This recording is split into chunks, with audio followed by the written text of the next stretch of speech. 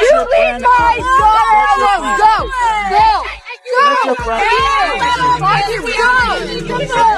She's a minor. Get out.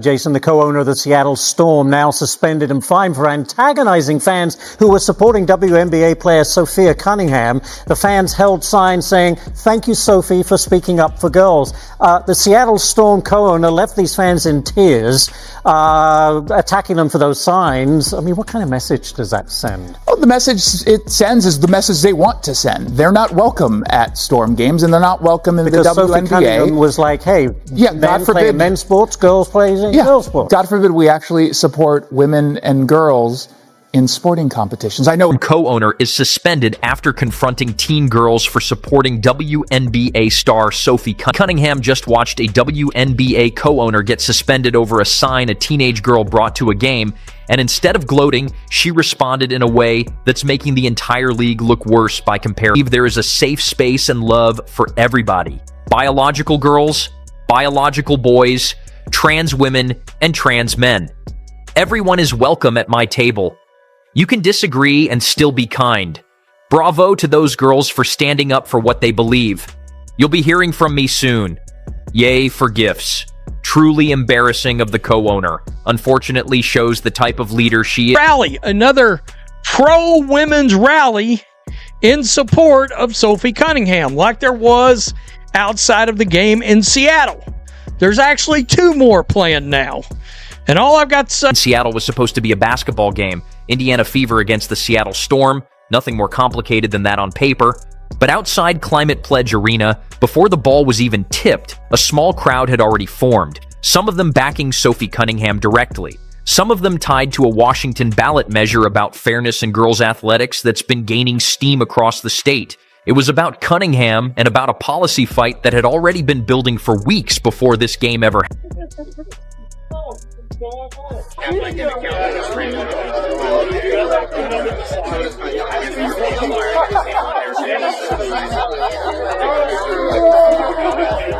She's covering your sign.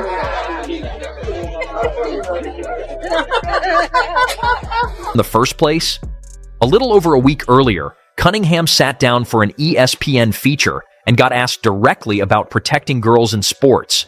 She didn't dodge it. No attacks on a teammate or a rival, just an honest answer to a direct question. And that single sentence is basically the reason everything below happened. Because once it hit the internet, people connected it to whoever they wanted to connect it to, whether Sophie meant it that specifically or... WNBA star Sophie Cuningham, she recently voiced her opinion on trans women in sports, and it led to a courtside confrontation. So ESPN published an interview with Sophie earlier this month in which they explained that she is called MAG Barbie by some. She said that she got that title simply because of how she looks and where she's from, which is Missouri, but she described herself as in the middle politically. And then she got into talking about trans women in sports. And she said, I got a lot of negative feedback about me hating trans. And I'm like, I never once said that. She said, I think that I'm here to extend love, but I also think that love is truth, being honest. And I want to protect young girls in a locker room or young girls in sports who shouldn't have to go against biological men. So that is the quote that gained a lot of attention. Her podcast... It had stopped being a basketball story entirely. It got picked up nationally, discussed on multiple morning shows, and turned into exactly the kind of hot-button topic that spreads way outside the world of the WNBA. Cunningham never asked for that scale of attention, but once it landed on her, she didn't back off it either. And that stubbornness is a big reason this whole thing kept building toward Tuesday night. Well, we were just sitting there with our signs that said, like, we love Sophie, like, thank you, Sophie, for speaking up. And so we were holding on, just watching the game. Again, like, we were being super great. We hadn't said anything to anyone else. We were being super respectful. We were just holding our signs and cheering for both teams. And this lady, older lady, comes up to us. And she comes up to us, and at first I think she's going to be nice. And then she asks, like, what are you guys doing? Something like that. And then it was like... Jesus loves everyone. That's what she told us. And I was like, oh, I know. Like, I'm religious. Like, I know. Like, I know. Nice. Yeah. And she's like, oh, I hope Jesus can forgive you for what sin you've done. And like, something like that. And then she told us that we were effing insane. And that we And she's like, and she went like this. insane. Yeah. She's like, you better stop this. And stop pulling shit. this. Yeah. And For you guys I to hope come God here can and save pull you. this. Two teenage fans made it into the arena and sat courtside holding a sign that read, "Thank you, Sophie, for speaking up for girls." That's the whole message. No insults, no call-outs, just gratitude aimed at one player for saying something out loud. According to the girls who spoke with podcast host Brandy Cruz right after the game, a woman approached them mid-game, called their shirts and their presence insane, told them Jesus loves everyone, then said she hoped Jesus could forgive them for whatever sin they'd committed. One of the girls said the whole thing left her in tears before it was even over, shaken by how fast a night at a basketball game turned confrontational and Storm owner cursed out a teenage girl over her pro Sophie Cuningham sign. The fan was forced to put it away and was left in tears.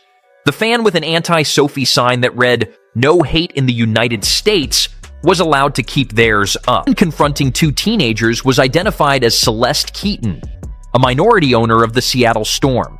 Cruz posted about it the next day, and within hours it had ripped through basketball Twitter. According to her account, when she tried to get arena security involved on behalf of the girls, she was told to email the front office instead. Think about that for a second.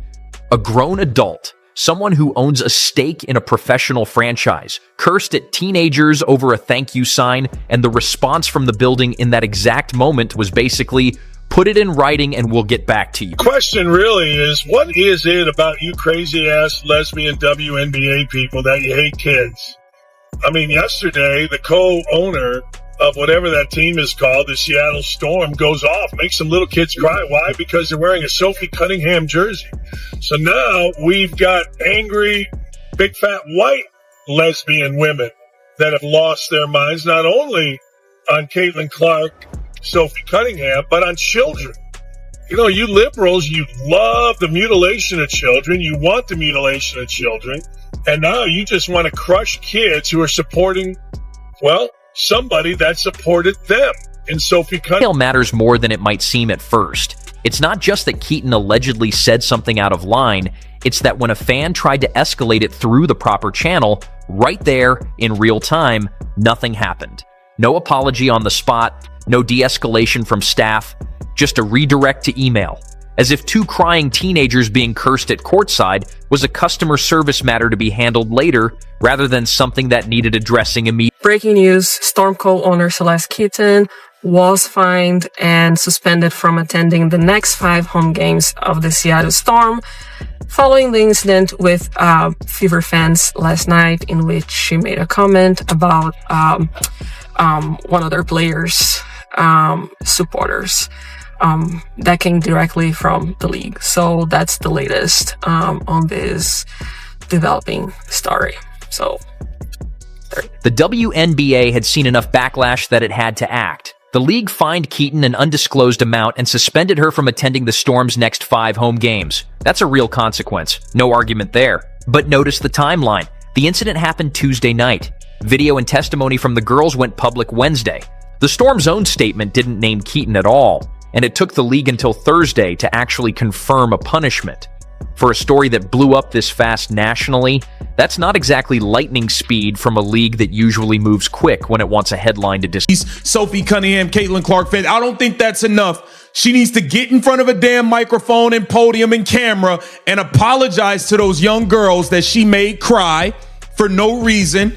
And she needs to get on camera and talk about what she's gonna do to shore up the security to make sure that fans of the opposing teams don't get spit in the face. That is what she needs to do. This is not nearly... His apology itself is worth sitting with too. Majority owner Ginny Gilder said, "We are aware one of our co-owners made comments to 2 fans in attendance at last night's game. We apologize that this happened. Everyone who attends a Storm game deserves to feel welcome, and we remain committed to creating an inclusive environment where every fan is treated with respect." Read that again. It doesn't name Keaton. It doesn't describe what she actually said. And it took the internet applying real pressure, not internal review, to get even that much out of the organization.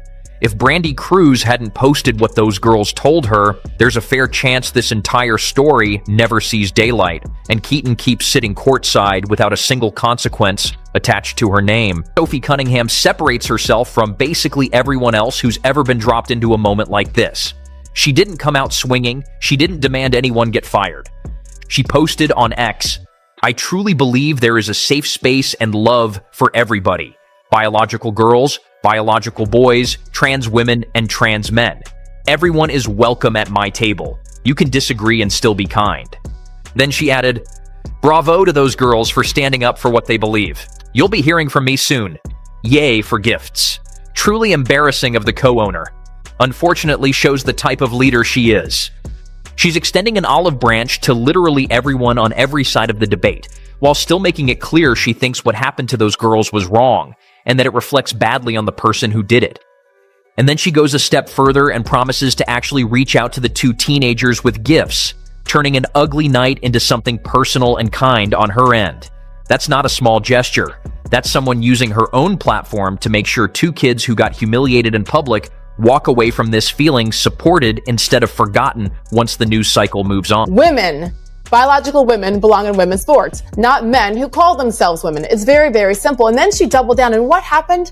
Within the next 48 hours, all of her shoes sold out. They were already, I think, well on their way, but they were all gone, men's and women's sizes, in an hour. Her jersey now is the second top best-selling jersey in the league, behind who? Her teammate Caitlin. That response is a big part of why support for Cuningham has only grown since Tuesday.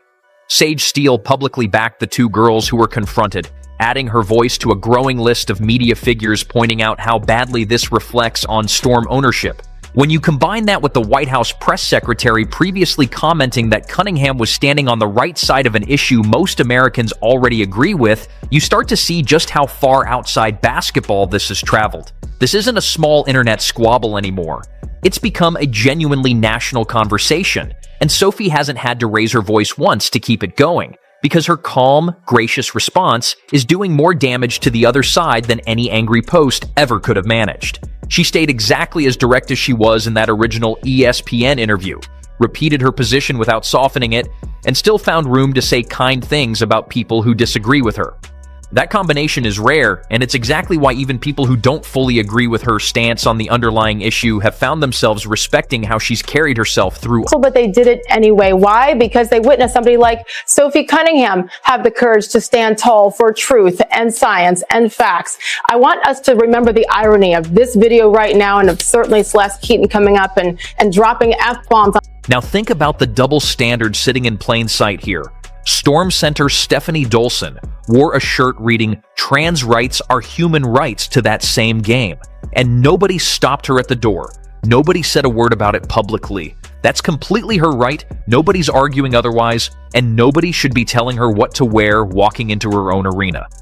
But two teenage fans quietly holding a thank you sign for a player on the visiting team got confronted by a co-owner of the home franchise and told they were insane, in front of thousands of people watching the game. So ask the obvious question: if a sign that just says thank you gets a fan cursed out by ownership, and a shirt making the opposite political statement gets nothing but silence and comfort, what does that actually tell you about where this organization stands? The fact that Seattle had to apologize publicly and the league had to fine and suspend one of its own owners says everything about how badly this was actually handled internally before the backlash forced their hand. Nobody in that organization stepped in on their own to stop what was happening in real time. It took a viral post, national media coverage, and mounting pressure over 2 full days before anyone with actual authority said a single word about it. That's not accountability moving at its own pace. That's an organization getting cornered into doing the bare minimum. Coach, there was a rally before the game, an anti-trans rally before the game, inspired by Sophie Cuningham. As a member of the LGBTQ plus community, how did you receive her comments and the way it ignited the right-wing and anti-trans supporters? And for the players, have you had conversations in the locker room about it? I'll jump in on that. We do have an organizational statement. I'll read. So neither our organization nor Sophie had any knowledge of this demonstration and no contact with its organizers. Our only goal as a team, whether at home or away, is to win basketball games and make Fever fans for life, and we're united on that mission. to a more basketball. The league office and even the Fever organization deserve some real criticism of their own. After the game, reporters asked about the incident, and Fever head coach Stephanie White had nothing to say. The team's PR department stepped in with a prepared statement claiming neither our organization nor Sophie had any knowledge of this demonstration and no contact with its organizers, insisting the team's only goal is winning games. That statement conveniently sidesteps the fact that 2 fans were mistreated for supporting one of their own players, and it left the rest of the Fever roster answering questions about a moment that had nothing to do with anything they did on the court. That's a fair criticism worth including here, even for people rooting for Sophie, because staying silent in the immediate aftermath did leave a gap that other people had to fill on her behalf. But it also highlights the bigger issue running through this entire saga. The WNBA and its teams have spent this whole thing reacting instead of leading. The Storm's vague apology, the days it took to even confirm a punishment, the Fever's refusal to make their own players available to comment, none of that looks like a league in control of its own. Always the people who preach love and inclusion, who think they are morally superior, who are the most detestable, hateful bigots on the planet. If I have learned anything in the last 5 years, I have learned that. Man, Brandy Cruz went crazy. Undivided with Brandy Cruz. You listen, you got something over there. She's damn good. She came out and exposed this owner, and the WNBA had to do something. They had to do something. Those little girls who got yelled at and cursed out and all of this, they were with her. It just so happens that she knew how to get it out. It's like a league getting dragged into doing the right thing only after the internet forced the issue loud enough that ignoring it stopped being an option. Compare that to how quickly leagues in other sports have moved when incidents involving fans go viral, often issuing statements and handing down discipline within hours rather than days. The WNBA had a clear video, direct testimony from the 2 girls involved, and a co-owner whose identity was already public knowledge by Wednesday morning. And it still took until Thursday to actually confirm any real consequence. And that's really the story here once you strip away all the noise around it. Sophie Cuningham didn't ask for any of this. She just answered a question honestly weeks ago and then responded to the fallout with grace instead of anger when it landed on her doorstep again. Seattle had to publicly apologize. The league had to fine and suspend one of its own owners. And through all of it, the person who actually comes out looking the best in this entire situation is the one who never raised her voice once, never asked for sympathy, and still found a way to make 2 humiliated teenagers feel seen.